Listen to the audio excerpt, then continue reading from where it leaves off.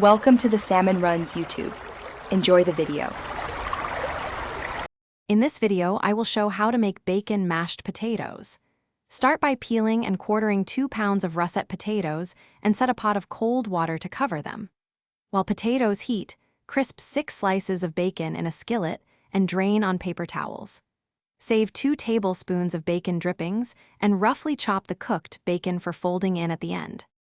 Once the water is boiling, add potatoes and simmer until tender, about 15 to 20 minutes depending on chunk size. Drain thoroughly and return potatoes to the warm pot so excess moisture evaporates.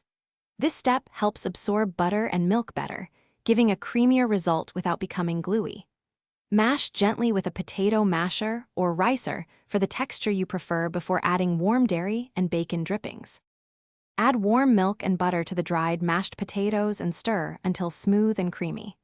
Mix in 2 tablespoons of reserved bacon drippings and the chopped crisp bacon, folding gently so the potato stays light.